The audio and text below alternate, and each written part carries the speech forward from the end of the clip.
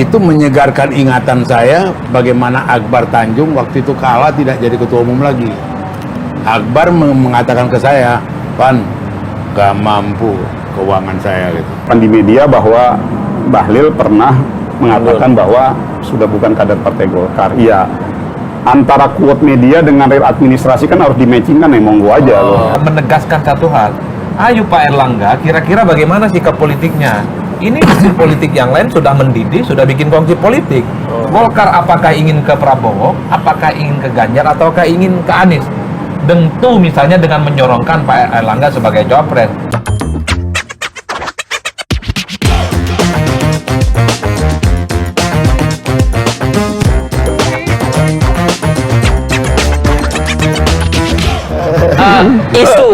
Isu Munaslup yang naik lagi sekarang ini. Isu Munaslup Golkar kan naik lagi. Bahkan kemarin Menteri Investasi declare siap maju ketua umum karena Golkar sudah lampu kuning sekarang kayak gitu kan. Begitupun Pak Luhut. Lalu Pak Luhut ditanya ya masih agak apa ya? Kalau ada yang mendukung ya mau, masih agak malu-malu lah nih. Tapi kan paling ketara banget tuh Bahlil, Menteri Investasi. Nah, Golkar meresponnya ini gimana? Pertama gini, yang namanya orang di dalam era demokrasi, insan politik sah-sah saja dan wajar-wajar saja. Seorang Luhut bin Sarpanjaitan, seorang Bahlil Lahadalia berkeinginan ataupun punya niat untuk maju sebagai ketua umum partai. Wajar-wajar aja. Dan kita juga bukan pada konteks yang menolak ataupun tidak, tapi kita bicara pada proses mekanisme. Kan itu. Kalau kemarin kan kalau dari itu Bahlil terutama ya, Pak Bahlil ngasih sinyalnya ini sebelum pemilu ya kan, mau menyelamatkan Golkar sebelumnya dalam tanda kutip. Berarti kan ini di luar jadwal Golkar dong. Nggak ada sinyalnya apa? Mekanisme yang mau dia tempuh. Hari ini misalnya gue coba mau masuk dalam ruang alam pikir lo tadi itu. Karena dulu bilang arti itu munaslup kan. Jadi kalau musyawarah nasional di luar munas yang normal, di luar jadwal itu berarti munaslup. Syarat munaslup itu didukung oleh 2/3 DPD 1 seluruh Indonesia. Tukang Maman berarti. Salah satunya gua. Kalbar. Karena gua ketua DPD Kalbar. Nggak ada tuh yang bicara masalah munas satu pun. Kan kita komunikasi bos ke semua ketua DPD 1. Hari ini karena gini bos, sekarang ini fokusnya kita ini lagi pada dua. Fokusnya kita itu ke pileg sama ke pilpres. Gitu. Siap. Jadi artinya semua energi yang kita miliki itu lagi ke sana. Gitu. Nah, jadi kenapa kok bisa ada muncul ya ini riak-riak sinyal-sinyal munaslup, ada apa seorang Bahlil yang declare siap maju jadi siap menyelamatkan Golkar siap jadi ketua umum. Nah kalau itu konteksnya bisa tanya ke Bahlil tuh. Gitu. Tapi di internal nggak ditangkap bahwa ada riak-riak itu nggak ada ya? Nggak ada, biasa aja. Nggak ada ya? Ya kan ya memang ada 1-2 yang ngomong kayak begitu, tapi kan kita bicara pada platform mekanisme partai. Pada ya, DPD 1 sama sekali. DPD 1 sama sekali ya? Asik-asik aja, solid-solid aja. Kan kita punya grup tuh. Grup ketua-ketua DPD 1 tuh. Di grup WA-nya aman ya? Ketawa ke TV, terus kadang telepon-teleponan. Nggak ada. Malah kita kontak-kontak, bos, lo kemarin dapat bendera, gimana tuh? Udah begitu ngobrol. Jadi nggak ada ngomongin masalah itu. Gue mau nyetak baju, di mana? Jadi udah pembicaraan di situ. Terus diskusi, bos, ini kemarin saksi gitu Pak. Jadi udah bicaranya tuh lebih banyak orang pada pileg dan pilpres. Out of the blue dong nih berarti ya, dari mana entah tahu-tahu ada declare. Tapi kan Pak Luhut juga ngomong Pak, sudah ngomongin soal ketua umum ini Pak. Ya, terus kenapa? Ya ini nangkep memang ada gerakan nggak sih untuk misalkan ya dalam ya kalau gamblang tanya upaya untuk mengganti ketum gitu. Gini, dalam setiap proses perjalanan organisasi bos di semua partai ini kita anggap sebagai sebuah dinamika. Siap. Jadi kayak cerita-cerita begini, ini dinamika aja ini. Ya namanya dinamika pasti ada naik turun, up and down. Namanya pola komunikasi orang, ada hubungan komunikasi orang yang naik turun dengan si A si B. Bagi kita itu biasa-biasa aja dan sah-sah saja dan wajar-wajar aja. Apalagi di Partai Golkar yang memang partai yang demokratisasinya terbuka, artinya terbangun sebuah kebebasan berekspresi dari setiap kader-kadernya. Nah, bagi kita hal-hal kayak gini adalah sebuah proses dinamika yang biasa dan wajar.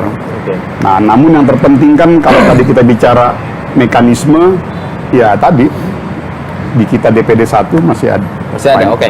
Nah ini terkait isu Munaslup ini kan yang dikaitkan adalah soal peluang Golkar menaruh salah seorang kader ya, kader terbaik atau ketua umumnya di slot pilpres ini. Nah, sekarang kan itu yang apa namanya, dan ini juga yang diungkit kan di beberapa survei. Nah ini masih optimis Golkar bahwa Pak Erlangga akan jadi salah satu kontestan di Pilpres 2024. Di awal tadi gue udah bilang, finalisasi itu semua tuh pada saat pendaftaran di KPU. Kita ingat tuh dulu pasti Opung juga tahu juga lah prosesnya. Dulu juga waktu itu kan isunya kan Pak Jokowi yang periode pertama itu Pungnya. Pak Jokowi dengan siapa? Abraham Samad. Buat Abraham Samad. Ternyata dia terakhirnya sama Pak JK. Terus di periode kedua Pak Jokowi dengan Pak Mahfud. Terakhirnya dengan Pak Marwan. Begitu juga dengan Pak Prabowo kan. Jadi kayaknya itu biasa, dinamika itu, proses itu berjalan, jadi kita jalanin aja. Dari mana sih Bang, apinya ini dari mana sih kemudian sampai ada isu Munaslup, kemudian jadi topik pembicaraan, bahkan ditanggapi agak serius oleh Pak Luhut, oleh Pak Bahlil, dan Dewan Pakar juga. Gini, maksudnya dari mananya apanya? Iya maksudnya Nah, Dewan Pakar sih yang waktu itu mulai. Dewan Pakar ya, Iya. Apa sumbu apinya itu apa? Gimana sih? Kan gini, ini kan semua kalau kita lihat berangkat dari keinginan agar Partai Golkar bisa lebih baik. Pasti semua begitu. Kita duduk di sini mau terjun ke politik kayak gue di DPR gitu, atau Bang Panda sebagai senior PDIP, pasti semuanya berkeinginan hidup hari ini bisa lebih baik untuk hidup besok. Nah, sama seperti Pak Luhut dan sama seperti Bahlil, sama seperti kita-kita, cuman mungkin perspektifnya yang berbeda-beda, cara atau gayanya berbeda-beda. Nah, gue mau bilang begini, misalnya dari sisi hasil survei. Hasil survei Partai Golkar dari setiap menjelang pileg itu selalu di angka 7 sampai 9%, average, range-nya. Ya memang dari dulu seperti itu. Kenapa? Karena survei itu memotret, meneropong captive market Partai Golkar atau basis ideologisnya. Jadi belum memperhitungkan faktor peran dari calegnya. Nah, di mana dari 7 sampai 9% itu terbagi menjadi dua. Ada yang coblos partai, ada yang coblos caleg yang terasosiasikan langsung sebagai kader Partai Golkar. Itu teropong hasil survei. Jadi wajar kalau yang namanya hasil survei itu Golkar itu selalu cenderung turun daripada realnya. Tapi kalau kita lihat fakta hasilnya, ya selalu di atas, gitu loh. Jadi hasil survei Bang ya? Iya, coba aja kita lihat. Kita lihat aja perbandingannya. Hasil survei Golkar itu rata-rata 7 sampai 9. Tapi yang periode kemarin kita di 12,8, hampir 13%. Artinya pengaruh caleg itu lebih besar daripada pengaruh partainya, Bang. Tetap basis ideologis itu, captive market ada, plus tambahan kekuatan caleg. Oh, Jadi artinya maksud gua, merem aja udah dapat 7 sampai 8% iya, gitu lah ya. enggak, gue tuh mau bilang begini. Jadi mungkin pada saat ada yang tidak utuh menyampaikan itu kepada Pak Luhut, gitu. Seakan-akan akhirnya terframing atau terbangun kesan bahwa Golkar di era kepemimpinan Pak Erlangga itu malah membawa Kejatuhan. menjadi lebih turun. Gitu ya. Tetapi tidak utuh menyampaikannya gitu loh. Siapa itu Bang? Siapa itu? Ya nggak tahu, mungkin tadi kan gue bilang mungkin. Bukan Dewan Pakar, Dewan Pakar, Bang. Kan Dewan Pakar yang menyarankan. Ya mungkin, makanya kan kita bilang siapa aja. Makanya kita respon. Dan gue pikir respon ini respon yang positif. Akhirnya sekaligus kan kita bisa menjelaskan kepada publik, kepada Pak Luhutnya juga, dan juga kepada siapapun yang mungkin masih melihatnya dalam perspektif yang berbeda dengan kita. Oke. Coba Bang kasih penjelasan dulu ke Pak Luhut nih soal menurunnya. Oh itu udah tadi tuh, udah paten kali tuh. Itu satu nih sebelumnya nih. Halo apa? Gue udah Ada video. terakhir video. Nah. Bang. Jadi Bahlil itu masih kader Golkar apa enggak? Gua nggak tahu, tapi yang gue tahu begini. Ya. Jadi gini, jadi gue nggak tahu kalau hari ini lu tanya bahwa apakah dia masih kader Golkar, itu kan administratif, bos. Ya. Administratif. Ya lu kan pengurus, harusnya paling tahu soal DPD itu dong bang. Gue kan ketua DPD Kalbar, Oh ya. dan gue kebetulan anggota DPR itu doang. Artinya secara administratif gue nggak bisa jawab ya kalau pertanyaan lu kayak Satu begitu. lagi dong, pasti tahu sekarang.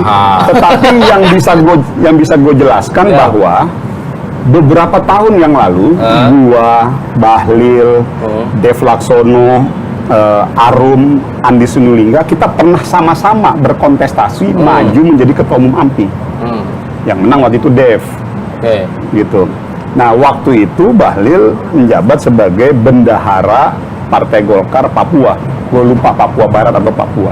Yang gue tahu itu doang. Nah, setelah itu memang pasca habis Munas AMPI itu dimenangi oleh Dev, sampai hari itu kita memang cenderung hampir praktis tidak pernah berinteraksi lagi dengan Bahlil di Partai Golkar. 2000 berapa tuh bang? 2010 kali ya? Sorry. Ya 2009, 2010. Setelah Munas Riau ya? Iya, 2010. Jadi itu aja yang bisa gue jawab. Nah, itu aja mungkin yang bisa gue jawab. Tapi konon dia katanya udah mundur waktu itu. Pernah Nah menyatakan itu, mundur. ya itu kan yang di media kan. Menyatakan di media. Ya makanya maksud gue kalau secara administratif gue nggak tahu, itu bukan gue kompetensinya menjawab. Oke. Bos. Tapi di media. Tapi Pak bahwa Bahlil- dikutip di media, kutipan di media bahwa Bahlil pernah mengatakan bahwa sudah bukan kader Partai Golkar. Iya. Antara quote media dengan real administrasi kan harus di-matchingkan, emang gue aja loh, cek aja. Jangan-jangan di IKTA ini masih ada Pak Bahlil kan? Bang Erwin Aksa punya inovasi. Memang dan Pernah dijelaskan tempat kita Bang. dan memang orang taunya Pak Bahlil itu bukan Golkar. Karena portofolio politiknya kan pengusaha, HIPMI, bahkan jatah menterinya kan dari kalangan profesional, bukan dari Golkar. Jadi opung. Oh kalau tambah Golkar lagi, oh iya, makin. kalau opung lagi gitu makanya. Terlalu banyak Golkar di kabinet kau kalau kata opung ke presiden. Ya, termasuk Aduh. Ada satu video yang mungkin bisa membantu kita lah menjadi pemantik diskusi. Ada 2 video lah ya. Salah satunya Zulkarnain dan punya analisa. Coba kita masukin barang itu Pak Idam. Saya kaget malam hari ini Pak Luhut pakai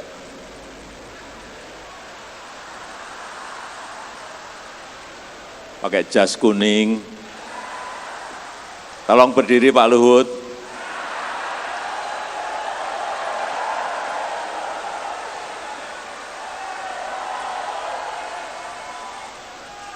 Biasanya pakai batik, ini pakai jas kuning. Pak Luhut pakai baju kuning. Terus Pak Jokowi bilang, Pak Luhut coba berdiri baju kuning. Nah kira-kira kan ini pesan, ya kan? Lo macam-macam ketua umum Luhut lo besok. Kan bisa gitu pesan kan? Misalnya kan ini sennya, sen ya kan, sen disampaikan gitu loh. Dia tafsir lah ya, Nah, tafsir ya. Golkar ini kan memang go public. Golkar ini go public, saham terbesarnya kan tetap presiden. Iya. Dari dulu dah. Golkar tuh yang coba-coba lawan presiden lah. Ya, dia nggak bisa jadi oposisi lah. Nggak ya. bisa lah, selesai kalau coba-coba lawan presiden. Jadi Pak Luhut mau jadi ketua umum Partai Golkar, tapi tapi dengan tidak dengan cara berantem dengan Pak Erlangga. Apa nih ada? Ya. Ada satu lagi. Boleh ditampilkan nggak Pak Idam? Biar konteks dapat Sekarang konteks. gantian ke aku nih bang. Satu lagi barang itu. Yang shorts baru. Bisa nggak? Pak Idam. Halo. Mainkan. Pak Idam. Hancur. Pak Idam, angin mamiri. I want you to the bones. Pak Idam. Panik kan dia, lempar semua kan. Weh, lu gimana sih, Dok? Ya kasih itu dulu, Bung Adi Pride dulu. Jadi Ya, di lu lama nih Pak Idam nih. Nggak jelas. dari pergerakan di Kenapa? Golkar ini lah, gimana memandangnya? Saya melihatnya ini sebagai bentuk dari kegelisahan yang cukup luar biasa dari elit. Gue udah mulai buka jaket bos. Wah, ini. Langsung gelisah, Pak. Agak panas nih permainan. Udah buka aja Bang, kan nggak kuning.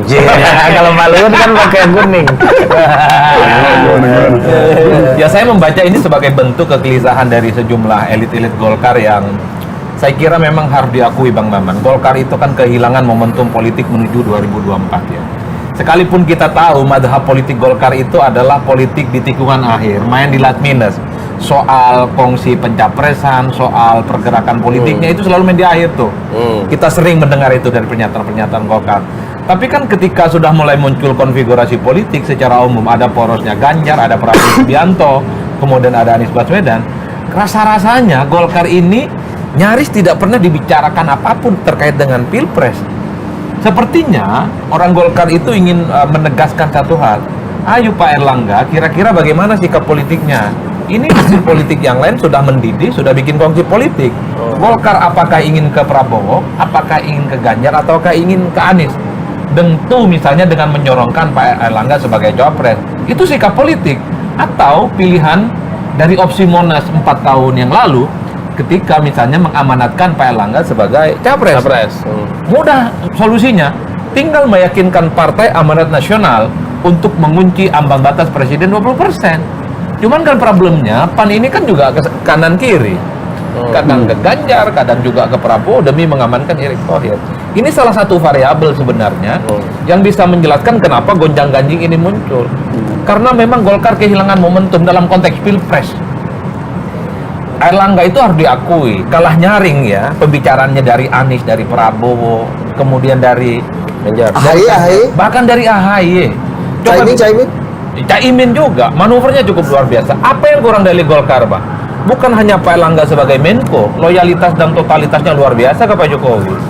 Yang paling penting adalah kalau kita melihat hasil Pileg 2019 yang lalu, suara Golkar di DPR ya itu lebih besar, lebih banyak ketimbang suara Gerindra. Ya. Kursi. Itu fix dan clear, nggak bisa dibantah. Secara popular vote memang jumlah suara Gerindra itu lebih banyak, tingkat persentasenya. Tapi ketika dikonversi menjadi kursi anggota dewan itu lebih banyak Golkar. Padahal saat itu kalau mau jujur ini, saya mau bicara secara objektif. Saat itu Pak Erlangga sebagai jadi ketua umum PLT posisinya, di mana Golkar sedang mengalami satu turbulensi politik yang cukup luar biasa, Pak. Semblehoy. Siapa nih? Semblehoy itu agak meleleh, turbulensi politik. Keluar juga Kita nih ingat, istilah Semblehoy. ketum Golkar saat itu, Pak Setno, berurusan dengan KPK. Tak lama setelah itu kan Pak Idrus Marham juga berurusan dengan KPK. Tapi ingat, hasil perolehan Pileg Golkar 2014 ke 2019 cuman turun 6 kursi, Pak. Cuman turun 6 kursi dan bisa mengungguli Gerindra. Saya kira itu luar biasa. Artinya Golkar ini jagoan barang ini ya? Mestinya jagoan. Itu apa? Itu yang mungkin disebut oleh Kang Maman tadi. Jadi salah satu anatomi kekuatan politik Golkar itu bukan hanya soal yang diteropong di survei, tapi adalah aksentuasi dan kerja politik para calegnya itu, Pak. Kalau mau jujur sebenarnya siapapun yang jadi ketua umum Golkar rada-rada nggak terlampau penting dan tidak ada korelasinya dengan suara Pileg di Golkar gitu. Golkar ini segitu-gitu aja, 10%, 11%, 20% dan seterusnya. Itu yang pertama. Nah yang kedua, Golkar setahu saya ini kan punya resource politik yang cukup luar biasa. Dari angka-angka statistik yang kita punya, pemilih tradisional Golkar loyal dan strong voternya itu 7% memang. Jadi sekalipun ada kiamat, Golkar itu 7%. Di kiamat nggak ada pemilu, Bo. Oh, nggak ada pemilu. Siapa tahu pemilunya setengah hari, Pak. Kalau ada kiamat. Sekalipun. Nah, jadi kalau Golkar saat ini 12%, itu kerja-kerja dari mesin, dari para caleg, dan kemudian instrumen-instrumen pemenangan yang lainnya, Pak. Jadi Golkar sebagai partai yang lama di Indonesia seperti PDIP punya loyal dan strong voter. Tapi memang kalau dibandingkan dengan PDIP, jauh lebih kuat PDIP strong votersnya, yang di kisaran angka 9-10%. Sudah betul, Bro. Nah, kira-kira begitu. Artinya apa? Sekalipun ada kiamat, PDIP kalah di Pilpres, Pilegnya aman, Pak. Sudah betul. Nah, yang Lu kasih kesempatan Opung sudah betul. gimana? Betul nggak, Bu? Kalau Pak dibantah berarti paten. Bukan tufal lah ya, tapi memang sudah betul. Dalam konteks ini lebih paten mana? Sangat betul lagi kalau Golkar bergabung dengan PD Perjuangan. Terus. Nah, di situ poinnya. Oke, tunda dulu Anda. Ini ada Pak Luhut. Mari kita ambil dari izin Mbak Rosi Silalahi, idolaku, seniorku. Kita ambil wawancaranya Mbak Rosi dengan Pak Luhut. Benarkah Pak Luhut otak di balik penggulingan Ketua Umum Erlangga? Allah, Ros, untuk apa sih kepentingan saya di situ? Saya mau apa lagi sih? Kalau saya juga jadi Ketua Umum Golkar, apa saya mau calon presiden, wakil presiden? Pasti tidak. Jadi kalau saya Ketua Umum Golkar misalnya, saya mau perbaikin aja, karena saya suka memperbaiki. Mereka minta saya, betul yang Rosi bilang tadi. Minta Bapak sebagai? Iya, mereka bilang Bapak majulah sebagai Ketua Umum Golkar gitu. Saya bilang, saya nggak pada posisi begitu-begituan. Tapi mereka cerita ini itu. Saya bilang, silakan aja kalian saya nggak mau berkelahi. Kalaupun nanti ini mau kalian bikin, saya nggak mau main-main uang. Kenapa? Untuk apa saya berkelahi? Untuk apa saya buat musuh? Saya juga nggak akan maksa dia. Kalian berontaklah untuk apa? Apa kepentingannya? Jadi Pak Luhut mau jadi Ketua Umum Partai Golkar, tapi tidak dengan cara berantem dengan Pak Erlangga. Tidak cara berantem. Benarkah Pak Luhut? Ya. Gimana? Apa pertanyaannya? Nggak ada. Makin Gimana parah. Dia jadi perasaan terdalam Bang Maman menonton itu gimana? Nggak ada, asik aja. Asik aja. Kalau gini deh, kita tuh di Golkar tuh biasa bos berdinamika kayak begini. Jadi ini adalah kita anggap sebagai bagian, sebagai kalau lo mau menjadi pelaut ulung, ya lo harus berselancar, harus menjadi nahkoda Ombak di aja. atas ombak yang besar. Dari situ lalu berhasil bisa menjadi pelaut yang ulung. Jadi kita anggap ini adalah bagian dari sebuah proses dinamika, dan apa yang disampaikan oleh Pak Luhut adalah bagian dari itikat baik beliau dalam rangka ingin Partai Golkar lebih baik ke depannya. Ada lagi? Nah ini coba sahabat-sahabat Ya. Opung Luhut membacanya gimana kalau tadi? Aku mengkomentari ini bukan sebagai orang PD Perjuangan. Bukan, pakai yang lain, Sebagai wartawan senior. Ya, ini Ya, pakai yang kedua nih, belum. Yang kedua. Belum sahabat nih. Untung dikenalin tadi di awal udah 3 ya. Tiga, Bos, ya. Oh, kan ini biar jelas dulu. Iya. Saya kurang etik kalau saya membicarain. Betul. Nah, Betul, betul, pakai betul. Itulah salah Opung pakai baju merah ini, harusnya yang merah lah. Tinggal itu diganti. Bisa Ju, Opung Tadi ganti baju. yang menjadi catatan saya omongan Luhut tadi, aku tidak mau ada main uang. Dengar nggak tadi? Iya. Dengar. Itu menyegarkan ingatan saya bagaimana Akbar Tanjung waktu itu kalah tidak jadi ketua umum lagi. Akbar mengatakan ke saya, Pan, gak mampu keuangan saya gitu. Berat yang gua hadapi. Kata Akbar masih hidup loh. Ya kan? Dan kemudian demikian juga JK. Waktu JK kalah, JK itu cerita ke saya, wah main uangnya gila-gilaan. Itu ngomongan JK. Jadi kata di Luhut ngomong itu udah bagus.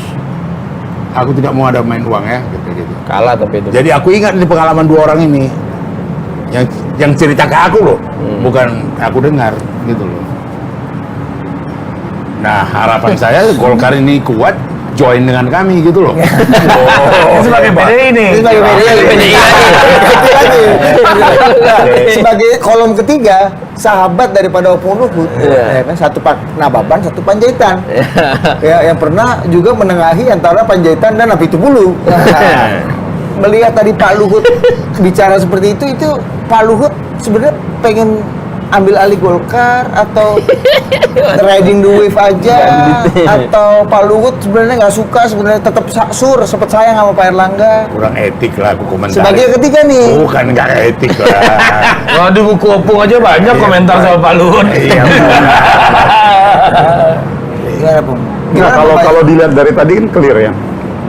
Kalau misalnya kita mau memaknai Munaslup, misalnya tadi kita masuk dalam arti Munaslup. Nggak masuk barang ini ya tadi. Kalau Pak. Munaslup itu kan berarti berkelahi, Ya. tempur pasti. Pasti akan ada pihak yang menang dan kalah, akan ada pihak yang merasa tersakiti dan terluka. Tapi kan kalau tadi udah jelas, Ya. jelas sekali. Makanya maksud saya begini Mas, bagi kita ketua-ketua DPD, kayak saya juga sebagai kader muda gitu ya, kita melihat ini sebagai bagian dari sebuah proses dinamika politik yang sah-sah saja dan wajar-wajar saja terjadi di partai kita. Bayangkan, jangankan cuman kayak Partai Golkar gitu yang demokratisasinya sangat ini, pemilik sahamnya juga banyak gitu ya. PDIP yang cenderung itu aja dinamika juga ada gitu loh. Jadi wajar ya maksudnya ya. Mohon maaf nih Bang, jadi artinya ini adalah sebuah, terus Gerindra juga dinamika pasti ada, di PAN juga ada, di Demokrat juga ada. Ya namanya partai politik pasti dinamika selalu ada. Namun kan yang terpenting kan kita harus melihat pada akhirnya semua pasti punya konsensus yang sama. Bagaimana menatap pileg ke depan dan pilpres ke depan. Nah kalau tadi merespon yang disampaikan oleh Bang Panda, ya makanya Golkar gabung dengan PDIP, tidak ada yang tidak mungkin. Ya, iya dong.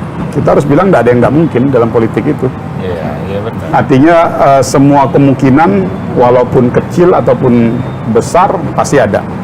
Karena sampai hari ini kan tidak ada sejarah yang terlukai ataupun yang dilukai antara di era kepemimpinan Pak Erlangga dengan Bu Mega kan hari ini. Jadi sangat mungkin kita bisa sama-sama.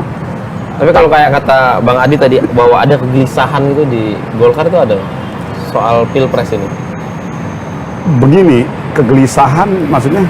Kegelisahan bahwa itu tadi Golkar harus narok kader ya. Sebetulnya bukan kegelisahan Mas, harapan.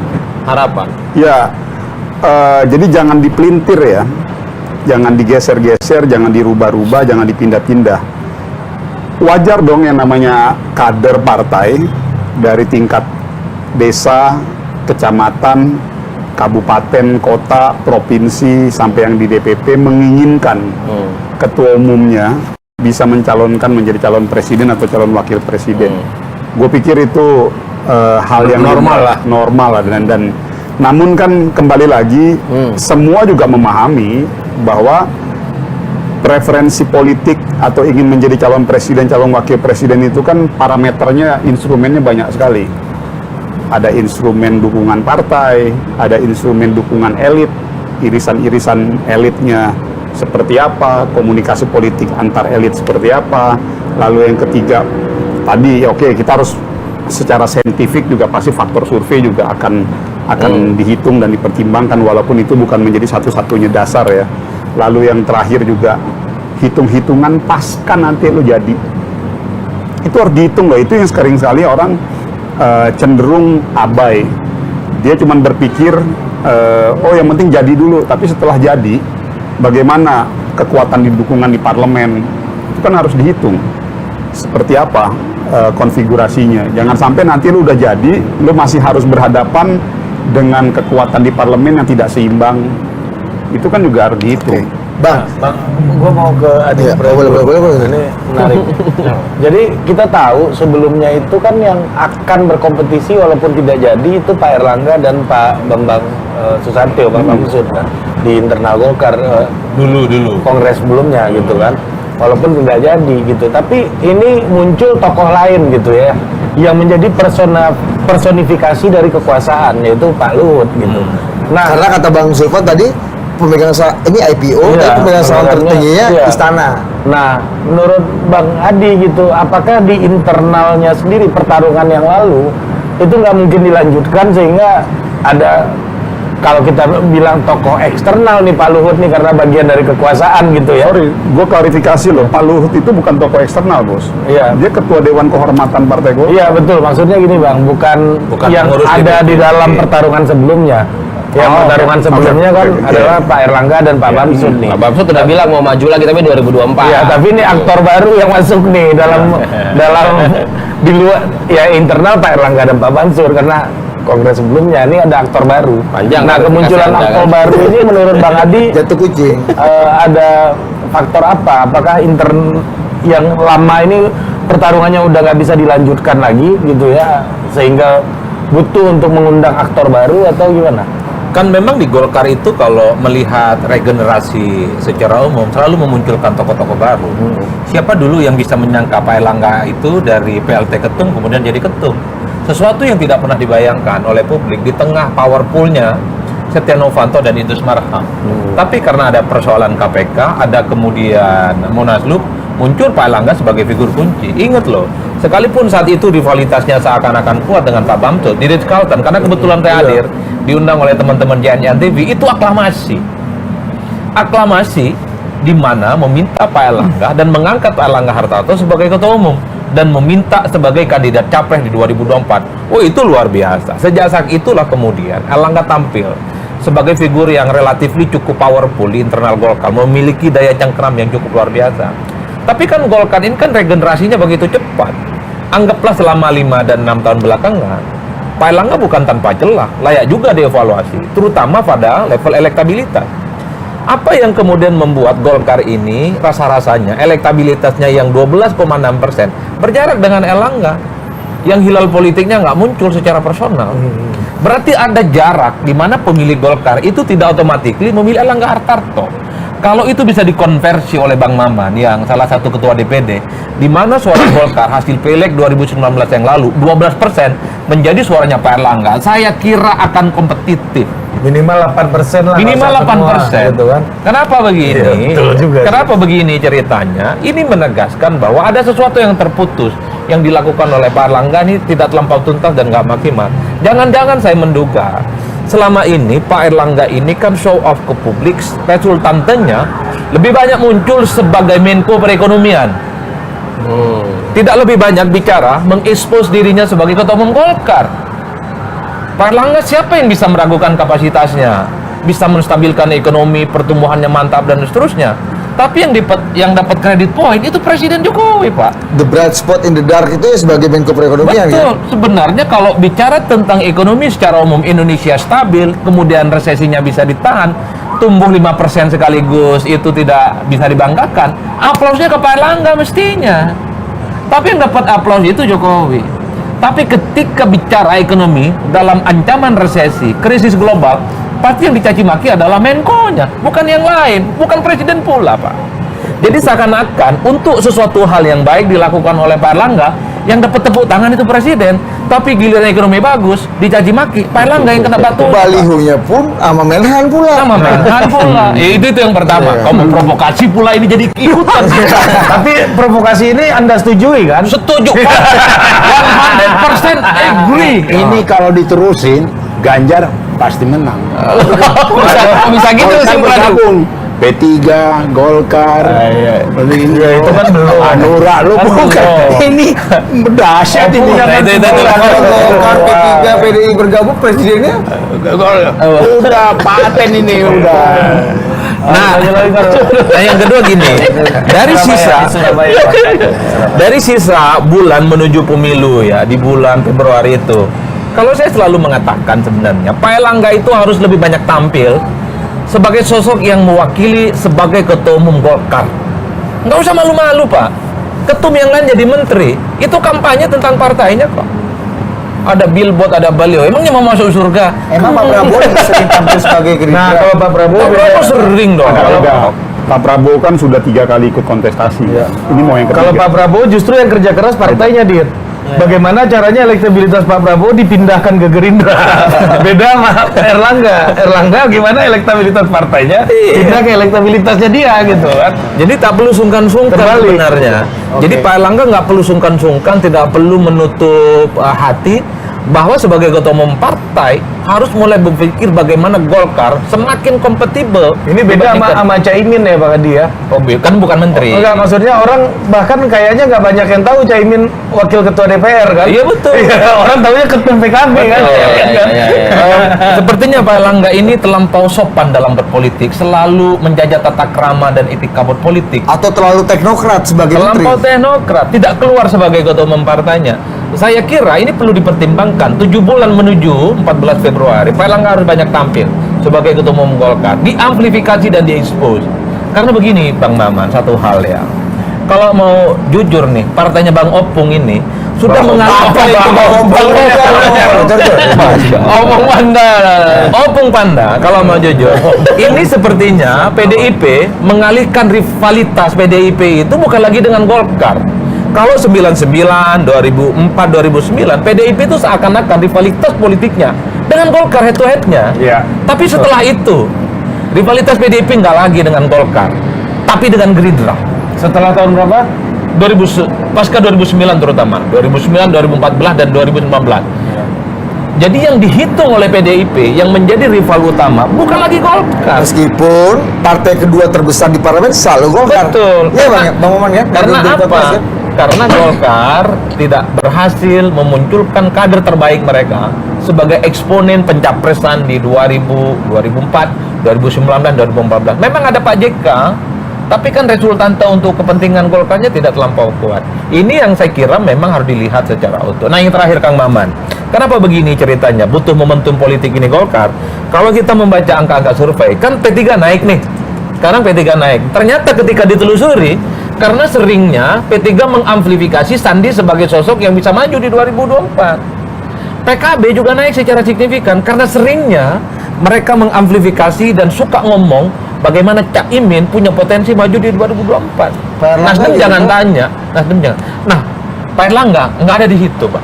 Golkar itu jarang sekali mengamplifikasi bahwa Pak Erlangga adalah harga mati sebagai orang yang bisa maju di 2024. Kurang, Pak. Bang Adi, jangankan kader Golkar yang mengaplikasi Pak Erlangga, Ronaldinho aja mengaplikasi Erlangga. Gol apa yang terbaik? Golkar. Ronaldinho.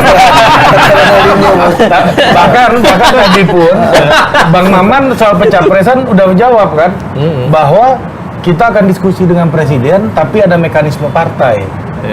Beda sama PDI nih. Ganjar sekarang bukan saya udah kasih jalan, bergabunglah dengan PDI Perjuangan. Jawab semua itu Bang Indra. Opung, kalau kan Caimin gitu.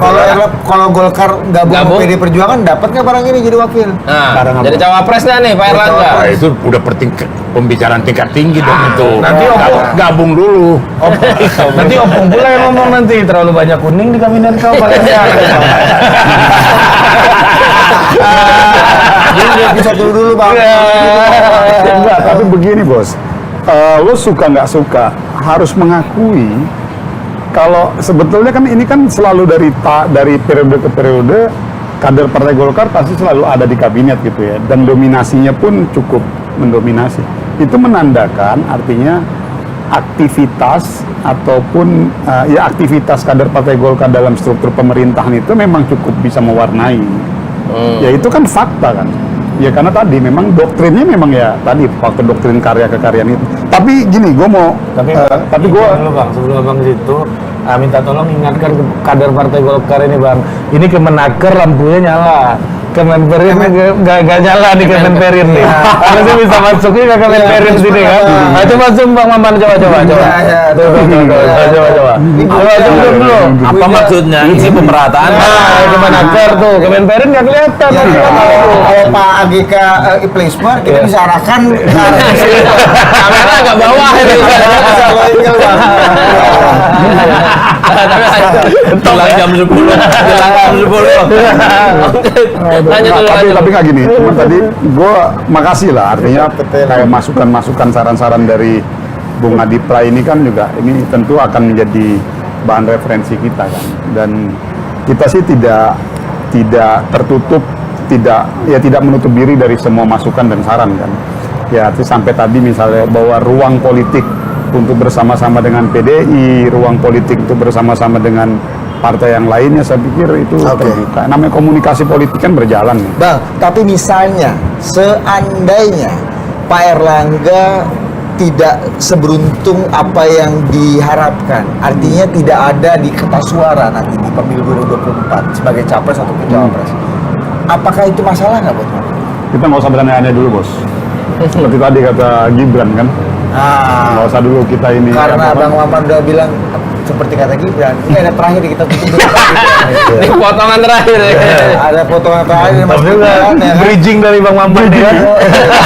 Padahal kita lagi bingung juga ini dari Golkar ke Gibran lagi gimana? Ternyata Bang Maman itu kalau udah bersama kami agak lama ini Bang. Udah tahu permainan, udah tahu permainan. Kan ini yang mulai ada ya. Adi Play udah mulai nanya-nanya nih, udah jadi host keempat bos. Ini satu lagi pemantik dari Mas Gibran. Ya. Lagi-lagi menjawab keresahan Opung. Perasaan apa benar? Kasih dulu barang itu Pak Idam. Main kan? Pak Idam, Kenapa resah kenapa? kita tonton dulu apa? Dulu baru. Ya. Usia ini loh, usia. Kenapa usia? Gugatan ke MK soal usia ini bang. Saya sama Budi udah bikin Ya nggak tahu yang menggugat kan orang lain. Saya nggak tahu apa. Ya pasti. Iya pasti.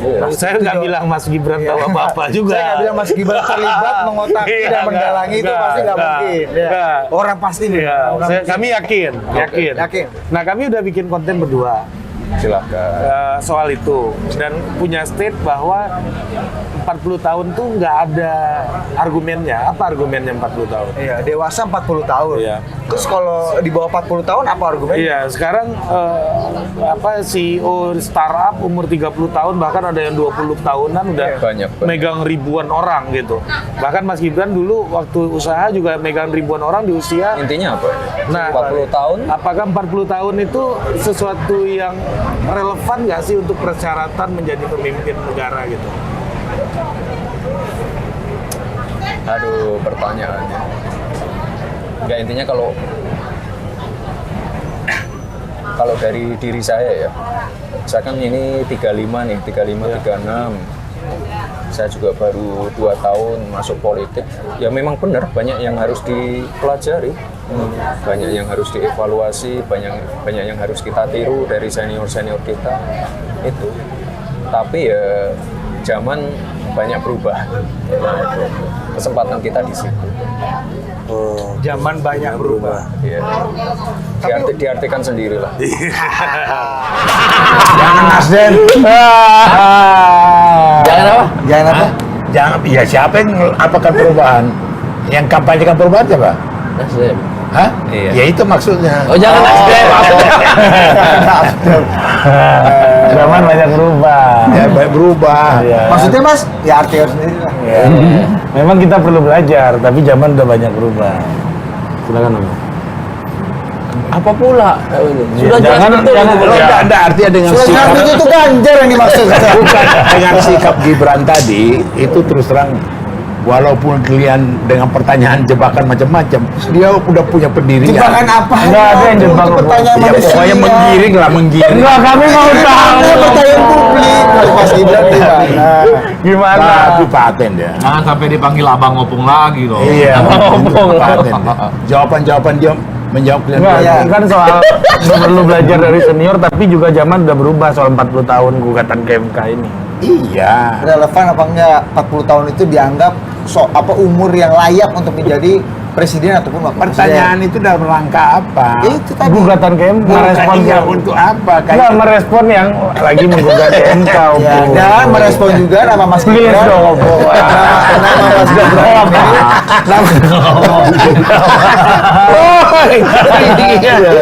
Capek nih omong, udah capek nih gue jadi host nih udah. Merespon juga nama Mas Gibran. Aduh. Tiba-tiba ke Nasdem gimana ceritanya? Ya, udah capek nih aku. Coba deh. Bisa kasih Adi Pray dulu, Adi Pray. Gimana melihat Jawaban. Omong masih mau respon atau enggak nih? Ini kalau enggak kita kejar lagi nih, udah. Aku lihat makin kagum aku sama dia. apa? Dia punya pendirian. Apa? Itu pendirian? tadi pendirian dia. Apa pendirian? Bukan bahwa saya baru 2 tahun.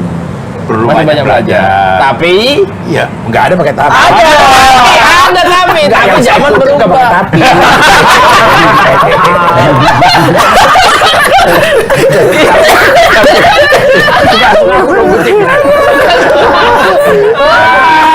Katanya aku kalau wawancara cover board side.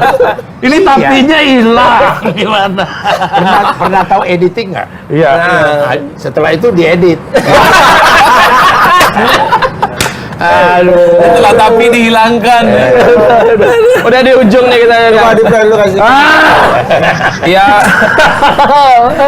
sederhana lah, nggak perlu canggih-canggih sebenarnya menganalisa apa yang disampaikan Gibran. Jadi usia 40 tahun bisa maju capres dan cawapres itu nggak relevan. Jadi kalau ada judicial review dan itu dikabulkan dan 35 tahun boleh maju, ya nggak perlu sewot juga lah, kira-kira begitu. Sekalipun termasuk misalnya Gibran bisa maju sebagai cawapres misalnya, yang selalu ingin disanding-sandingkan di 2024 dengan Prabowo, nggak ada soal juga. Ini zaman sudah terbuka, kira-kira begitu. Sudah berubah. Mungkin Ya, sampai betul. ke opung, nggak mungkin dua. Itu menurut dia. Iya. Udah Kalau kepaten buat- aja. Ya, soal buat kita itu soal besar. Soal besar. Soal besar. Iya dong, orang udah cukup Ganjar. Ya, betul, Kader betul. kita, Betul. Pak Mali, Berarti kalau ada kader PDIP lain yang mau maju pilpres harus keluar partai berarti. Kita kasih lain lah, jangan semua kita raup gitu loh. Kurang elok lah. Oh, berarti kita kasih lain itu dikeluarkan. Kayak gini logikanya, kalau dulu misalnya Pak JK gitu Bang Maman ya, 2004 Pak Wiranto maju, Pak JK maju. SBY JK maju, siapapun yang menang Golkar ada juga barang itu, dan akhirnya terbukti Pak JK kemudian jadi ketua umum Partai Golkar. Ya. Golkar punya wakil presiden, Ya. ketua umumnya. Win-win. Cekin nongkang nih Bang. Cekin nongkang.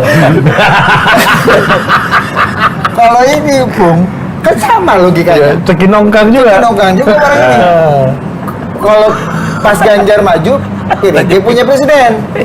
Kalau Mas Gibran maju Pak Prabowo yang menang, PDIP punya wakil presiden. Jangan tambahin tadi dengan siapa. Prabowo. Jangan Dengan banyak Mas Ganjar, billboardnya Mas ini loh. Gibran. Lebih tak mungkin lagi gitu loh. Enggak, kan harusnya lebih untung. Apapun kompetisinya, siapapun yang menang PDI Perjuangan punya untung, kader. buntung. Kenapa Ayo buntung? dong, ya rugi dong kita. Loh, kan dapat cekin nongkang. Apa? Yang Dua-duanya. kita nggak ke situ lah. Cara berpikirnya itu kan cara berpikirmu. Rugi kenapa, Bang? Rugi kenapa coba? Ruginya apa? Ya ruginya bukan itu maunya kita Ganjar sudah. Kalau kalah? Apa ya? Siapa bilang kalah? Nih. Oh, ini pasti menang kok. Bentar dulu. Ini yang penting nih. Sisir dulu. Coba. Ini argumen ruginya Medam, ini loh. bentar ya, Medam. Ruginya Ya itu. rugi dong, counter produk dibikin 2. Untuk apa? Ya kan yang kedua kan nggak harus lewat persetujuan Opung. Siapa? Mas Gibran maju kan nggak harus persetujuan PDI kan? Mengingat ada presiden Pak JK. Iya. Jangan kali. samain dong dengan Golkar. Beda persilatan. Kan untung jadi. Beda dong. Apa bedanya? Kalaupun Ya beda dong. kalau Mas Ganjar menang, Bung, Yang PDI tadi Perjuangan dibandingkan punya di Golkar itu presiden. kan udah jam terbangnya bukan main. Udah jam terbangnya udah, waduh, Banitam itu mah. Sebut siapa? JK, Banitam, siapa lagi? Udah Banitam. Ini Gibran baru ban coklat. Ban coklat. Iya. Jadi kalau misalnya Mas Gibran jadi Saya nggak mau Naik bangkit. dari ban putih sekarang ban coklat. Ada peningkatan, Mas. jadi kalau Mas Gibran maju sama Pak Prabowo itu rugi PDI berarti. Kenapa mesti dengan nama itu? Misalnya, kan yang terbuka kan ini. Namanya konfirmasi yang beredar Atau di Ganjar publik. Gibran mungkin nggak gitu loh. Jadi gini ya, biar tambah pengetahuan ya. Ya. Partai yang paling demokratis dan 2 calonnya itu hanya PDI Perjuangan. Yang lainnya ketua umumnya semua. Dua Benar calon. dong, dua calonnya. Dua calon, ada Puan Maharani, ada Ganjar. Gibran tiga Pada dong. tunggu dulu pada waktu itu. Oh iya, sekarang? Pada waktu ramai. Tunggu dulu. Kemudian Nggak setelah sabar nih, Bung. selesai dipilihlah Ganjar. Ada proses gitu loh. Oke. Di partai mana ada seperti kita? Nggak ada. Hah? Gerindra, Caimin untuk PKB. Golkar, Airlangga. Nggak ada. Ketua umumnya. Ya lebih mantap PAN eksternal Erick Thohir. Lebih demokratis lagi kan. Nah, itu lain lagi. Mereka udah punya strategi. Oh, jadi nggak untung ya, meskipun kalah menang PDI Perjuangan tetap berkuasa, ibaratnya gitu kan? Ya, nggak gitu cara berpikirnya. Tersesat. Jauh dah. Adi Pre, coba. Yang mana? Iya. Cekin nongkang tadi gimana deh apa? Beda lah, agak lah. Ya berarti bagi PDIP memang cuma ada satu matahari, Pak. Tak boleh ada 2 matahari. Iya, itu terjawab udah. Nah, udah itu. Mungkin. Itu kuat sebagai kuatnya Iya, Opung. iya, udah terjawab. Bang Maman gimana menerjemahkan dari itu?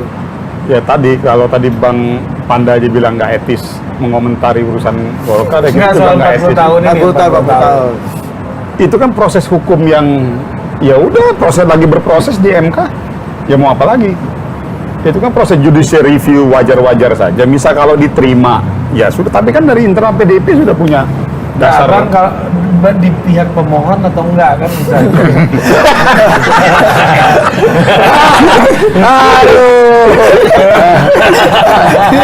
Boleh dijawab, boleh dijawab. Tapi gini. Kalau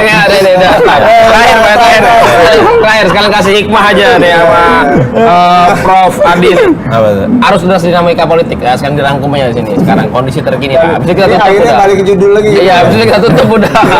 Kalau mereka dilayanin panjang, Bang. Sampai setengah 11 nih mau pulang juga. ya kalau dilihat kecenderungan rata-rata memang arus deras dinamika politik kita itu sebenarnya bandulnya tetap ada di Jokowi dan bagaimana hubungan politiknya dengan PDIP dan Gerindra. Saya kira di situ, Pak. Yang lain ini hanya menunggu limpahan berkah aja. Kalau yang lain mau main sembelhoy ya. Sembelhoy. Menurut Anda Golkar, Bang, menurut Anda Golkar akan tegak lurus Jokowi atau Golkar punya permainan sendiri? Secara ideal mestinya Golkar itu harus menunjukkan independensinya yang tidak terlampau kelihatan agak gampang diintervensi oleh siapapun. Tapi kalau begini ceritanya rasa-rasanya Golkar ini paling gampang diintervensi kelihatannya.